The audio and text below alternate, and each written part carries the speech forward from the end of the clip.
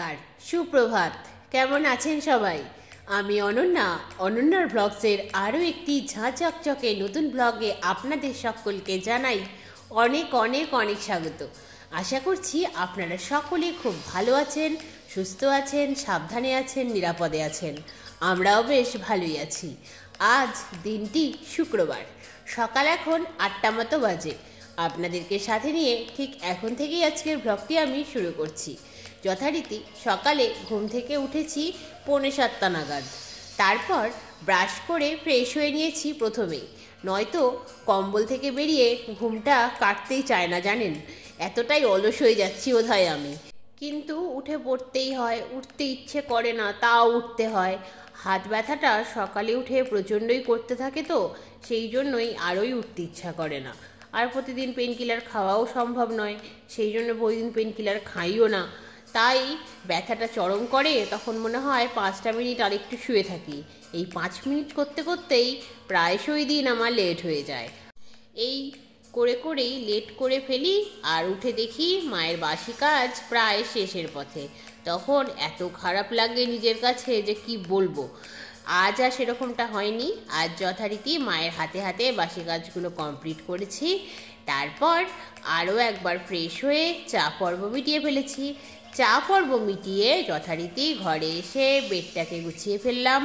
এখনকার বেড গোছানো মানে তো একটা ঝুঁকির ব্যাপার। কত কম্বল, তার সঙ্গে বালিশ যা থাকে সে তো রয়েছে, সব কিছুকে ভাঁজ করে বক্সের ভেতরে ভরে দিলাম। আবার এটাও ঠিক, কম্বল যে ভাঁজ না করে রাখবেন সেটা রাখলেও চলে, যেহেতু এখন বক্স খাট রয়েছে, কেউ দেখতে তো পাবে না। কিন্তু আমি নিজেই স্যাটিসফাই হতে পারি না যে কম্বল বা বালিশ বা যাই থাকুক না কেন সেটাকে একটু ঠিকঠাকভাবে বক্সের ভেতরে রাখবো না। এই কথাটি ভাবলেই কেমন বিরক্তিকর লাগে। তাই ভাঁজ করেই রাখি, তাতে করে খানিকটা সময় চলেই যায়। আর এদিকে কি হয়েছে, সান্ত্বনা দিদি আমাদের পাড়াতেই একটি নতুন বাড়িতে কাজ খুঁজে নিয়েছে। সেই কাজটি হলো, সেই বাড়িতে এসে রান্নাটাও করে, তার সাথে সাথে সব কাজই করে। সেই বাড়ির যে ভদ্রমহিলা রয়েছেন উনি আবার প্রাইমারি স্কুল টিচার, সেই জন্য ওনাকে টাইম মতো স্কুলে যেতে হয়। তাই সান্ত্বনা দিদি এই ঠান্ডাতেও 6টার মধ্যে কাজে চলে আসছেন। আগে আমরা কত বলেছি বলুন তো যে তাড়াতাড়ি কাজে আসতে, তাও সান্ত্বনা দিদির খুব তাড়াতাড়ি এলেও 11:30টার আগে আসতো না। আর সেই সান্ত্বনা দিদি এখন 6টার দিকে কাজে আসে, ভাবা যায়? সেই কাজ করেই আমাদের বাড়িতে আসতে আসতে 9টা 9:30 মতো হয়। এসেই যা তাড়াহুড়ো উনি করতে থাকেন, আমরা তাতে অস্থির হয়ে যাই। কারণ এতদিন সান্ত্বনা দিদি লেট করে আসতেন, এত তাড়াহুড়ো তো হতো না বলুন। এখন এত তাড়াহুড়ো হয় যে আমরা যেন মনে হয় ছুটে বেরোচ্ছি। আর তার মধ্যে সান্ত্বনা দিদি আরও একটি বাড়িতে কাজ করতেন, এতদিন সেটাই ছিল, কিন্তু সেই বাড়ির লোক আজ সকাল 6টার ট্রেনে কলকাতা চলে গেছে। তার মানে ওই বাড়ি থেকে রান্না করে এসেই আমাদের বাড়ির কাজটা করেই সান্ত্বনা দিদি বাড়ি চলে যাবেন। সেই জন্য আমি যে আজকে রান্নাবান্না করছি, শুধু রান্নাবান্না করছি না, রান্নাবান্না করছি আর বারবার করে ঘড়িটা দেখছি, আর দেখছি সান্ত্বনা দিদি কোথায়। এই রকম তাড়াহুড়ো করে রান্না হয় বলুন তো? মনে হচ্ছে যেন সান্ত্বনা দিদি আমার রিংমাস্টার, আর আমি কি বুঝতেই পারছেন আমার অবস্থা সেই রকমই। আর এদিকে তো মাকে বলে পাঠিয়ে দিয়েছি স্নান করতে, যে স্নানটা করে পুজোটা সারো, নয়তো পুজোর বাসনটা আবার মাজবে না। আগামীকাল কি হবে কে বলতে পারে বলুন তো? আর যা ঠান্ডা পড়েছে, এর মধ্যে যেটুকু কাজ করছি সেইটুকুই কষ্টের। এরপর সান্ত্বনা দিদির ভাগের কাজগুলো করতে হলে আমি শেষ। তবে হ্যাঁ, হাত ব্যথাটা যদি না থাকতো তবে কাজ করতে আমি ভয় পাই না, কিন্তু হাত ব্যথাটা আজকে সকাল থেকে প্রচণ্ডই করছে। তার পেছনেও কারণ রয়েছে। সান্ত্বনা দিদির টেনশানে আমি যে কি তাড়াহুড়ো করে কাজ করেছি, তাতে করে 6 খাতটা বেকায়দায় পড়ে গেছে, তাতে করেই হাত যন্ত্রণা চরমে উঠে গেছে। কিন্তু কিছু করার নেই, নিজের দিকে তাকালে তো হবে না বলুন। এখন আমি যুদ্ধে অবতীর্ণ হয়েছি, এখন যে করেই হোক যুদ্ধ জয় আমায় করতেই হবে। আজ যেহেতু শুক্রবার, আজ তো আমিষ খাওয়ার দিন। দেখুন, আপনাদের সাথে গল্প করতে করতে রান্না বান্না কিন্তু প্রায় আমার শেষের পথে। আজ রান্না করেছি উচ্ছে বেগুন ভাজা, তার সাথে করেছি আলু, মূলো, ছিম বেগুন, পটল আর ধনেপাতা দিয়ে একটি বিশালী সবজি আর ডিমের ঝোল। ব্যাস এইটুকু রান্না করতে আমার চোখের জল নাকের জল একসা হয়ে গেল। কারণ একটাই, তাড়াহুড়ো করতে হচ্ছে। মাত্র ৪৫ মিনিটের মধ্যে আমি সমস্ত রান্না কমপ্লিট করে ফেলেছি। গতকাল যে ডাল করেছিলাম সেই ডাল কিছুটা বেঁচে গিয়েছিল, তা ফ্রিজে রাখা ছিল, সেটিকে বের করে গরম করে নিলাম। ব্যাস আজকের মতো রান্না বান্না তো প্রায় শেষের পথে। শুধু ডিমের ঝোলটাকে স্ট্যান্ডিং টাইমে রেখেছি, এই ১০ মিনিট মতো ফুটে উঠলেই নামিয়ে দেব গরম মশলা ছড়িয়ে। ততক্ষণ ভাবলাম দাঁড়িয়ে না থেকে মশলাপাতির কৌটোগুলো মুছে ক্লিন করে ফেলি, এটাও তো একটি কাজ। রান্নাবান্না যেহেতু শেষের পথে, এই মশলাপাতির কৌটোগুলো আজকে তো আর কোনো কাজে দেবে না, সেই মতোই গুছিয়ে ফেলেছি। কারণ আজকে টাইম ম্যানেজমেন্ট কাকে বলে আমি হাড়ে হাড়ে বুঝলাম জানেন। বাবারে বাবা, প্রতিদিন এরকম হতে থাকলে আমি শেষ। আজ তো না হয় শুক্রবার, আমিষ খাওয়ার দিন, একটা ডিমের ঝোল অনেকটা মেকআপ করে দিল। কিন্তু আগামীকাল কী হবে বলুন তো? আগামীকাল তো নিরামিষ খাওয়ার দিন, হরেক রকমের পদ রান্না করলেও নিরামিষ কারোর মুখে রোচে না। আর যদি ১-২ পদ রান্না করি তাহলে তো হয়েই গেছে। আগামীকাল যে কি হবে, আগামীকালটা যে কি করে ম্যানেজ করব, সে তো একমাত্র ঈশ্বরই জানেন। আমি আর ভাবতে পারছি না।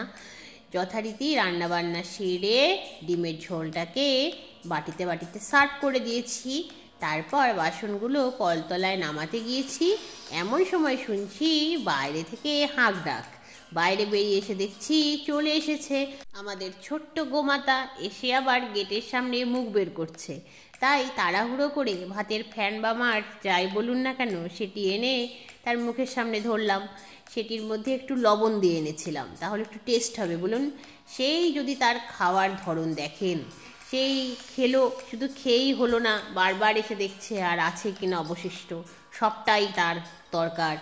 আবার খেয়ে দিয়ে যে চলে যাবে সেটাও নয়, একটু আদর করে দিতে হবে, সেটিও করে দিলাম। যথারীতি সে চলে গেল। তারপর গ্যাস আর রান্নাঘর ক্লিন করলাম ভীষণ তাড়াহুড়ো করে। তারপর বাসনগুলোকে সব ঠিকঠাক জায়গায় রাখলাম। তারপরে স্বস্তির নিঃশ্বাস ফেলে একটু ছাদে এলাম। ছাদে এসে ভিজে জামা কাপড়গুলো এক এক করে মেলে দিচ্ছি। এত সুন্দর রোদ উঠেছে আজকে, কিন্তু রোদে একটুও বসার উপায় নেই।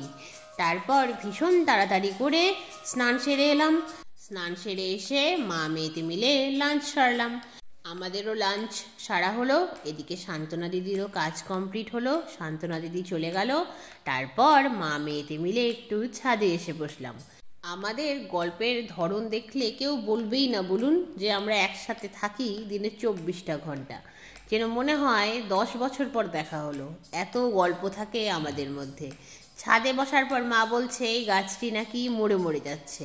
আমি বললাম কিছু পাতা শুকিয়ে যাচ্ছে, এটিই তো নিয়ম বলো, আবার দেখো ভেতরে কত নতুন পাতা গজিয়ে গেছে।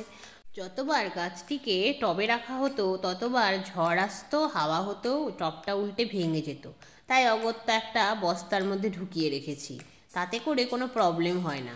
কিন্তু একটা গাছ থেকে আজকে কাউন্ট করে দেখলাম টোটাল ৯টা গাছ হয়েছে বস্তাটার ভেতরে। এই মাটিটাকে বের করে গাছগুলোকে আলাদা আলাদা কিন্তু করা যায়, কিন্তু যেহেতু সবগুলো গাছ একসাথে আছে তাই বস্তাটাকে ফাটিয়ে শিকড় নিচে নেমে গেছে। কিছু একটা ব্যবস্থা এর করতেই হবে। যথারীতি রোদটা একটু পড়ে আসতেই ভাবলাম বসে বসে আর গল্প না করে কিছু কাজ করা যাক। একেই তো হাত যন্ত্রণা চরম করছিল, তারপরেও আমি বসে গেলাম সেদিনের আনা নিড়ানিটাকে নিয়ে গাছের গোড়ার ঘাস তুলতে, আর মা বসে গেল খুরপিটাকে নিয়ে গাছের গোড়ার ঘাস তুলতে। অনেকগুলো গাছের গোড়ার ঘাস তুলেও ফেললাম জানেন, কিন্তু বিপত্তি হলো ওই সাদা গোলাপটির কাছে এসে। সাদা গোলাপটির গাছের গোড়ার ঘাস তুলতে গিয়ে হঠাৎ করে হাতে একটা কাঁটা ফুটে গেল। শুধু কাঁটা ফুটেছে এমনটা নয়, কাঁটা ফুটে আঙুলটা বিষের মতো যন্ত্রণা করতে শুরু করেছে, কিন্তু মাকে কিছুই বললাম না। আঙুলটা থেকে ২-৩ ফোঁটা রক্ত পড়লো। রক্তটা আবার সেই নিড়ানিটার গায়ে লেগেও গেল, কিন্তু মাকে কিছু আমি জানাইনি। নয়তো বলতো তুই এখান থেকে সরে যা, সব আমি করব। বলুন তো একা একা করা যায় এইসব কাজ? হাত থেকে রক্ত পড়ুক কি হাত যন্ত্রণায় ছিঁড়ে যাক, আলটিমেটলি গাছের গোড়ার ঘাস কিন্তু আমি পরিষ্কার করতে পেরেছি। মাও অনেকগুলো গাছের গোড়ার ঘাস পরিষ্কার করেছে। তারপর কাউন্ট করে দেখলাম আর 6টা গাছের গোড়ার ঘাস ক্লিন করতে পারলেই ঘাস ক্লিন করার পর্ব কমপ্লিট। সেদিন যে চন্দ্রমল্লিকা আর গাঁদা গাছ কিনে এনেছিলাম পাওয়ার হাউস বাজারটি থেকে, সেই গাছগুলি তো সেই অবস্থাতেই ছিল প্লাস্টিকের গ্লাসের মধ্যে।